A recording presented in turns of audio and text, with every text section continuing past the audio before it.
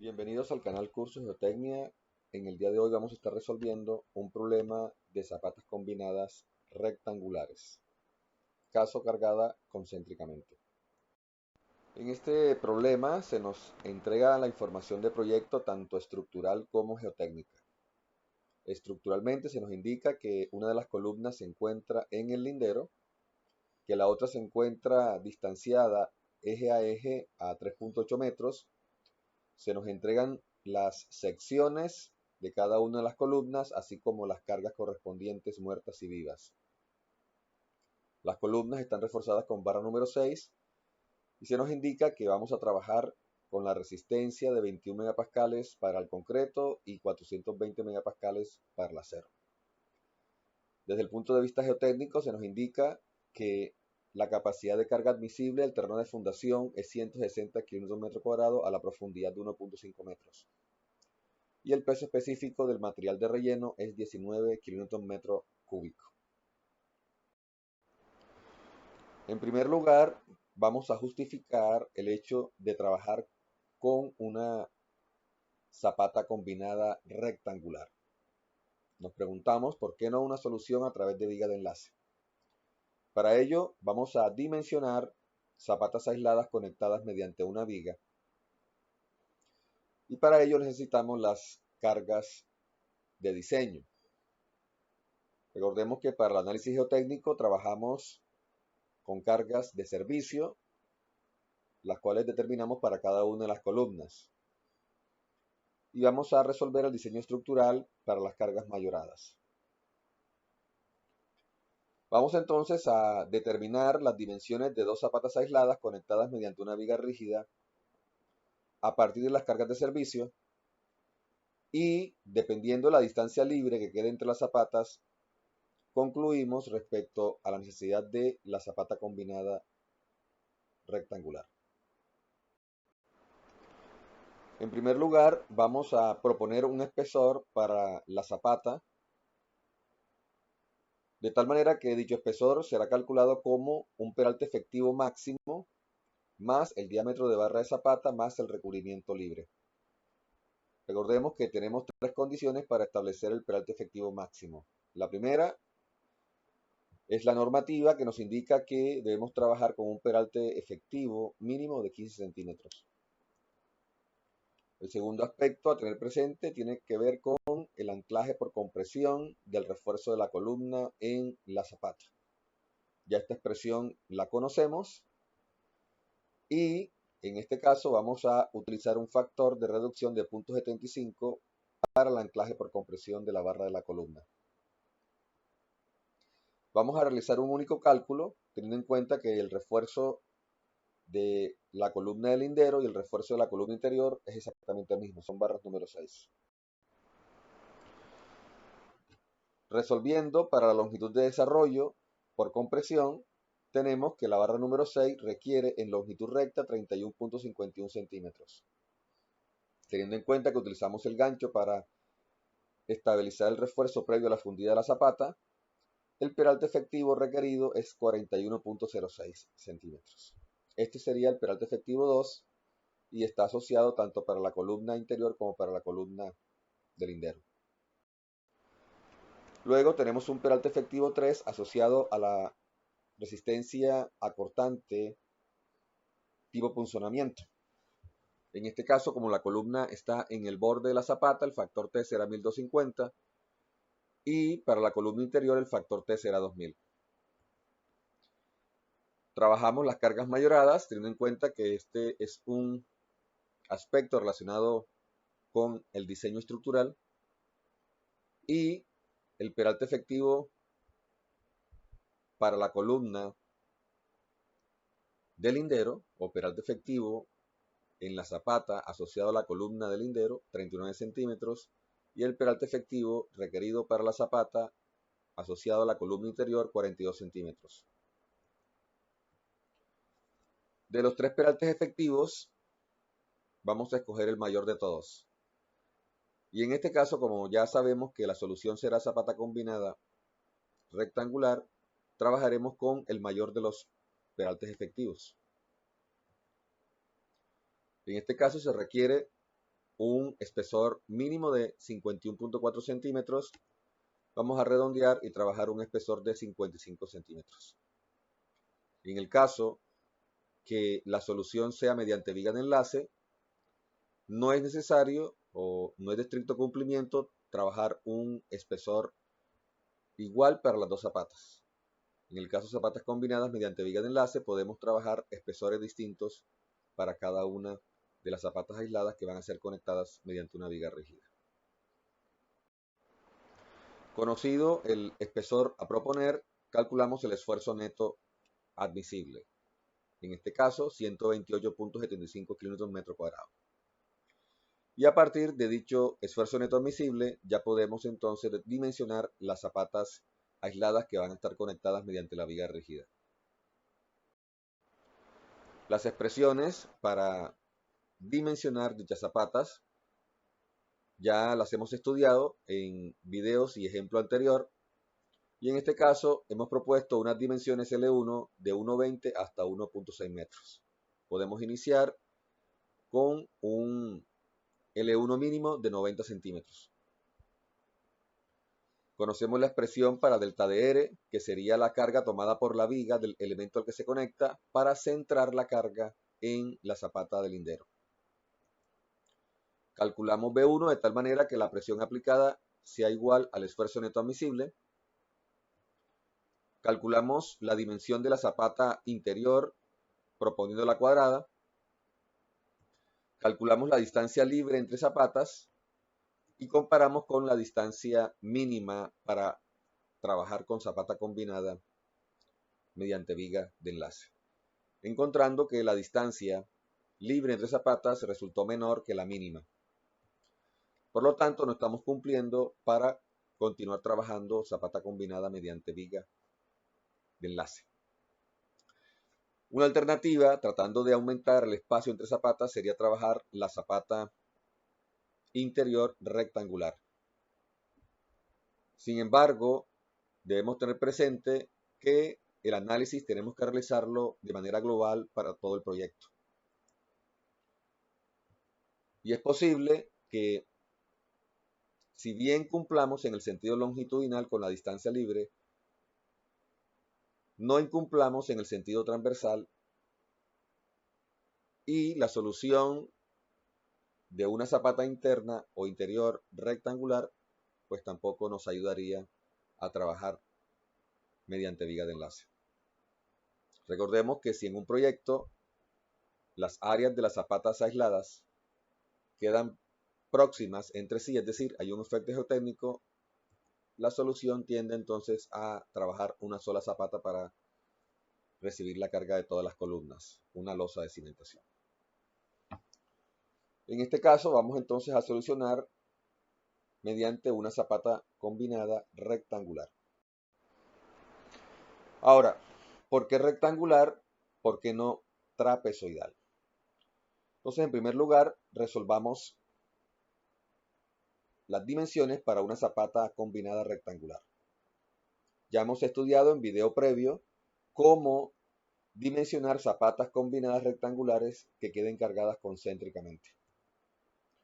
Vamos a buscar que el centroide de la zapata coincida con la posición de la resultante del diagrama de presiones.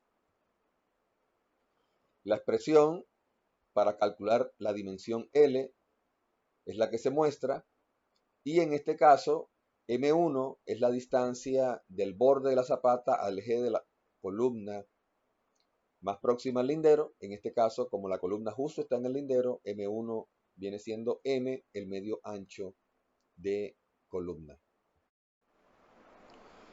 Si resolvemos entonces, reemplazando las cargas que bajan por cada una de las columnas en condiciones de servicio, la distancia M1 y la distancia L, que es la distancia centro a centro entre columnas, determinamos que la dimensión L requerida para que la zapata quede cargada concéntricamente es 5.399. Eso quiere decir que la posición de la resultante del diagrama de presiones corresponde a 2.699. Para que la zapata quede cargada concéntricamente, la dimensión L debe ser exactamente 5.399. Sin embargo, en la práctica, el valor de L lo redondeamos a múltiplos de 5 centímetros o a múltiplos de 10 centímetros. En este caso, vamos a proponer trabajar una dimensión L de 5.4 metros, lo que nos llevaría a que la zapata realmente quede cargada excéntricamente. Ahora, como la dimensión L propuesta no difiere mucho de la L calculada para trabajar la zapata cargada concéntricamente, vamos a realizar en primera instancia un cálculo suponiendo que el redondeo no tiene efecto en las dimensiones de la zapata. Es decir, vamos a suponer que la zapata está cargada concéntricamente para esa dimensión L de 5.4 metros. Vamos a determinar la dimensión B garantizando que la presión aplicada no supere al esfuerzo neto admisible. De esta manera, el área requerida para la zapata será 15.03 metros cuadrados. Esta área determinada al igualar el esfuerzo aplicado con el esfuerzo neto admisible. Y conocida la dimensión L 5.4, calculamos la dimensión B y en este caso nos da 2.78 metros. Redondeando, vamos a trabajar entonces con una dimensión B de 2.8 metros. Podemos calcular entonces la presión aplicada, en este caso, como la fuerza resultante entre el área.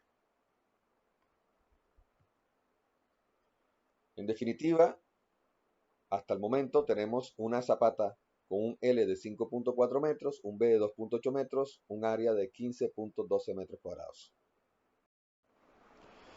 Ahora, ¿cuál es el efecto del redondeo en la dimensión L? Sabemos que el L propuesto de 5.4 difiere del L calculado para que la zapata trabaje cargada concéntricamente. Lo que quiere decir que hay una excentricidad y las presiones van a ser variables. Vamos a pasar de una presión máxima a una presión mínima, la cual podemos determinar a través de esta expresión. La pregunta que vamos a hacernos es, bueno, si L es 5.4 y la zapata está cargada excéntricamente, realmente ¿cuál es el B requerido?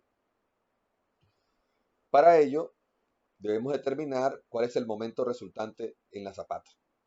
Sabemos que la distancia de la resultante no está coincidiendo con la distancia centroidal, que en este caso es 2.7 metros.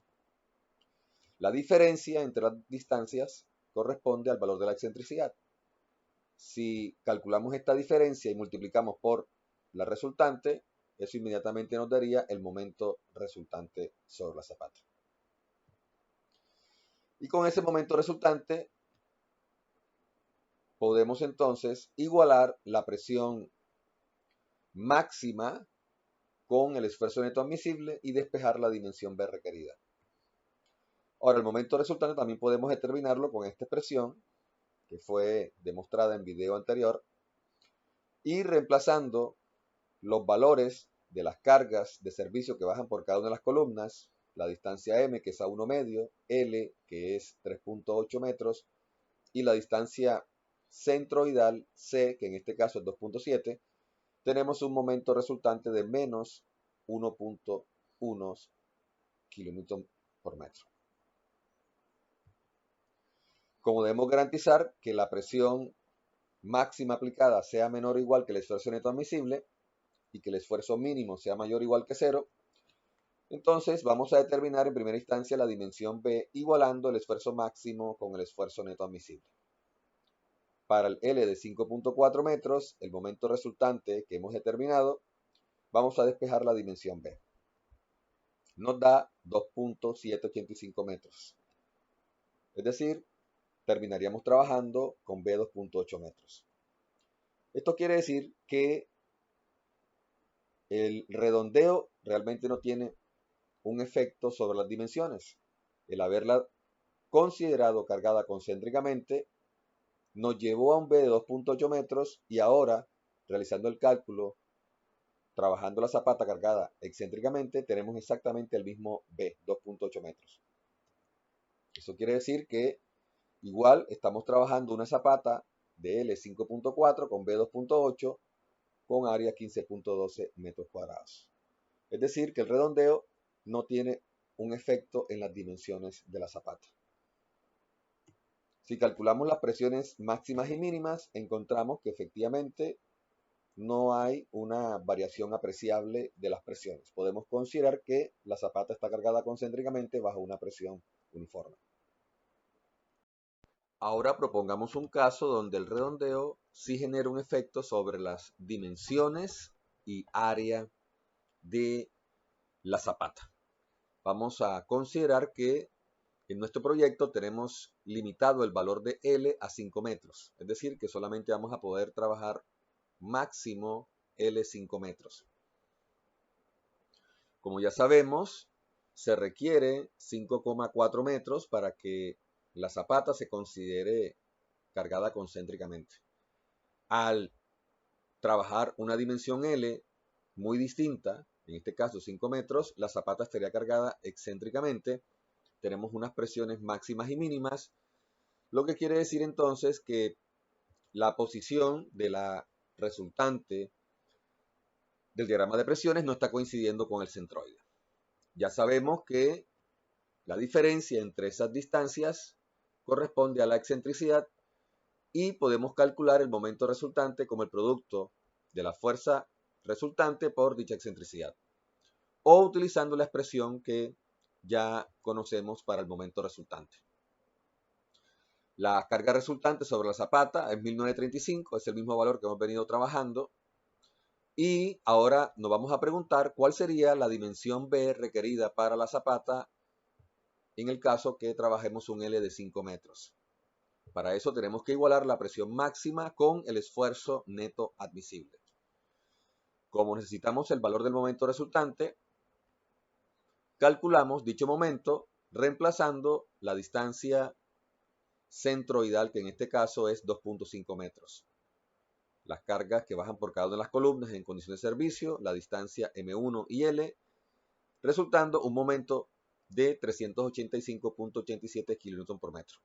Un momento de magnitud importante. Vamos entonces a garantizar que las presiones máximas no superen al esfuerzo neto admisible y que las presiones mínimas sean mayores o iguales a 0. Igualemos entonces la presión neta admisible con la presión máxima y despejemos la dimensión B. Al despejar tenemos un B de 3,73 metros. Redondeando tendríamos un B de 3.75 metros. Esto nos llevaría entonces a una zapata con L 5 metros, un B de 3,75 metros, un área de 18,75 metros cuadrados, que es un área mucho mayor a el área de la zapata cuando estamos trabajándola cargada concéntricamente.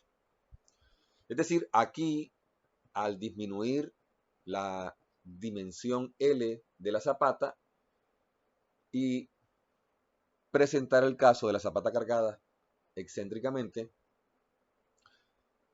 tenemos que se está afectando el área total requerida en la zapata y también estamos viendo que la dimensión B está aumentando, lo que puede llevarnos a problemas en el cumplimiento de la rigidez de la zapata. Recordemos que este problema lo estamos trabajando con un espesor de 55 centímetros y esto puede llevarnos entonces a requerir un espesor mayor, un espesor de 60 centímetros. Si calculamos las presiones máximas y mínimas, encontramos que hay una diferencia considerable entre las presiones. Tenemos una presión máxima de 127.89 kN por metro cuadrado y una presión mínima de 78.5 kN por metro cuadrado. Es decir, este es un caso en donde el redondeo está generando una variación importante en las presiones y una variación importante en el tamaño de la zapata, tamaño y área. Ahora, si quisiéramos mantener el área del caso de una zapata cargada concéntricamente, tendríamos entonces que modificar la forma del área. Y una manera es trabajar una zapata trapezoidal, de tal manera que hagamos coincidir el centroide del trapecio con la posición de la resultante de las cargas. En este caso, calculemos entonces cuáles serían las dimensiones B1 y B2 de una zapata trapezoidal que quede cargada concéntricamente. Vamos entonces, para una dimensión L máxima de 5 metros, a calcular las dimensiones B1 y B2. Como vamos a trabajar la zapata cargada concéntricamente, el área la podemos determinar como la resultante entre el esfuerzo neto admisible. Esa área nos va a permitir entonces calcular las dimensiones B1 y B2. Estas ecuaciones fueron ya demostradas en el video anterior. Y reemplazando la distancia centroidal igual a la posición de la resultante de las cargas, dado que estamos trabajando la zapata cargada concéntricamente, podemos entonces determinar B2, 3.73, B1, 2.29 metros. Redondeando, vamos a trabajar entonces una zapata combinada trapezoidal de 5 metros, B1 2.3, B2 3.75, un área de 15.125. Que comparada con el área de la zapata rectangular cargada excéntricamente, pues el área de la zapata trapezoidal es mucho menor. Ahora tendríamos que analizar también el efecto que tiene el tamaño B2 en la rigidez. Y es posible que también necesitemos trabajar un espesor mayor al que hemos planteado para la zapata rectangular de 5.4 cargada concéntricamente. Lo cierto es que al comparar estas dos soluciones para L5 metros, aún trabajándolas con el espesor de 60 centímetros, la zapata trapezoidal requeriría un volumen menor de concreto. Tendríamos que analizar las diferencias en cuanto a las cantidades de acero. Esto lo veremos más adelante. En este caso, observemos, tendremos una presión uniforme de 127.93, pero al redondear las dimensiones B1 y B2 respecto a las calculadas, realmente la zapata trapezoidal estaría cargada excéntricamente. La pregunta que tenemos que hacernos es si hay un efecto del redondeo en el cumplimiento de la condición de que las presiones máximas no superen al esfuerzo neto admisible. Vamos entonces a estudiar el efecto del redondeo en el caso de la zapata trapezoidal. Para las dimensiones B1 y B2 propuestas, calculamos el área, calculamos la inercia y ya sabemos que la posición de las resultantes no está coincidiendo con el centroide de la zapata. El centroide de la zapata está localizado a esta distancia y la posición de la resultante está localizada a esta distancia. No son iguales. Por lo tanto, la zapata estaría cargada excéntricamente. El momento resultante estaría dado por el producto de la resultante por la excentricidad, que es la diferencia entre estas dos distancias. Si reemplazamos el valor de la inercia, el valor del momento resultante y las correspondientes distancias centroidales C al borde B1 y al borde B2, podemos entonces calcular las presiones máximas y mínimas. Ya estas expresiones fueron demostradas en el video anterior. Calculando el momento resultante, en este caso reemplazamos la distancia C2 que la zapata tiene con las dimensiones redondeadas, obteniendo un momento resultante de menos 0.5919 kN. Calculamos las presiones máximas y mínimas. Tenemos entonces presión máxima 127.98 presión mínima 127.88 y no estamos superando al esfuerzo neto admisible. Quiere decir entonces esto que realmente no tenemos un efecto importante en el redondeo o por el redondeo de las dimensiones B1 y B2. Finalmente, vamos a verificar la rigidez de la zapata. En este problema, como no tenemos limitado el espacio, podemos entonces trabajar la zapata de L 5.4 metros y B 2.8 metros, suponiéndola cargada concéntricamente.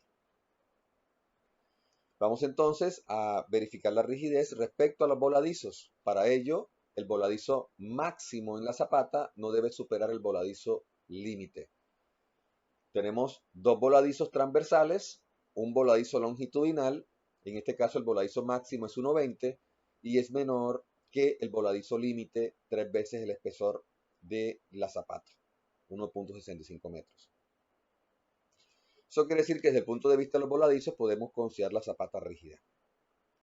Pero también tenemos que verificar la rigidez respecto a la distancia libre entre columnas.